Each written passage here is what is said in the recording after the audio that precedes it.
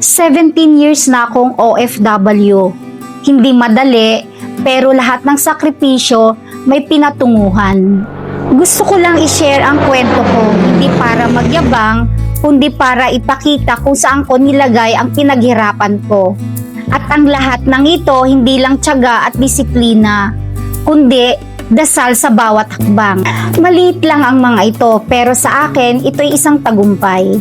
Samahan niyo ko na sana'y ito'y maging inspirasyon.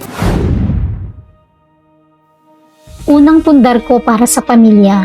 Hindi mansyon, pero sapat para maramdaman ng pamilya na may seguridad.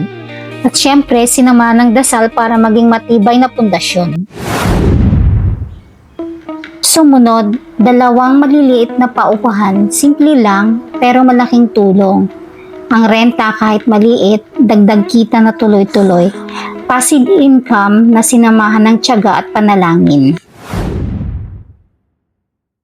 Nakapag-invest din ako ng lupa at real properties. Hindi mabilis, pero asset na tumatagal. At sa bawat desisyon, dasal muna bago aksyon. Sumubok din ako sa stock market. May panalo, may talo. Pero natutunan ko na ang pera dapat ginagalaw. Hindi lang iniipon, kundi pinapalaki sa tamang paraan.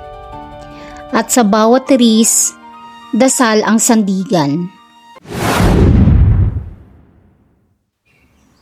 Nag-ipon din ako sa cooperative.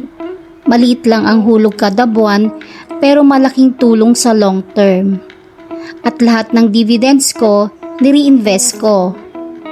Savings ang safety net ng bawat OFW. At dasal ang kasama sa bawat ipon.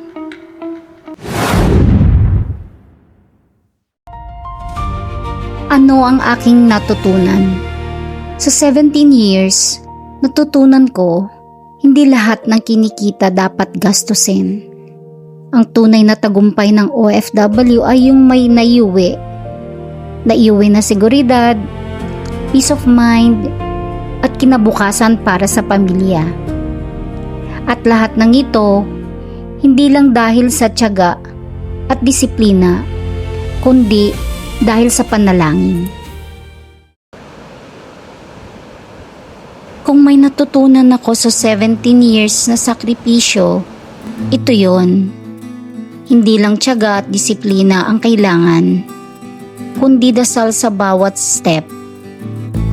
Lahat ng naipundar ko, bunga ng sacrifice at panalangin. Kaya sana kahit maliit, magsimula ka rin. At huwag kalimutan, isama lagi si Lord sa lahat ng plano at hakbang na tatahakin. Tandaan, ang video na ito ay base lang sa personal kong karanasan bilang OFW. Hindi ito financial advice. Bago mag-invest, siguraduhin na mag-research at magdesisyon ayon sa sariling sitwasyon. Ang kwento ko ay para magbigay inspirasyon, hindi instruction. Kung nagustuhan mo ang video na to, follow for more OFW journey. Thank you for watching.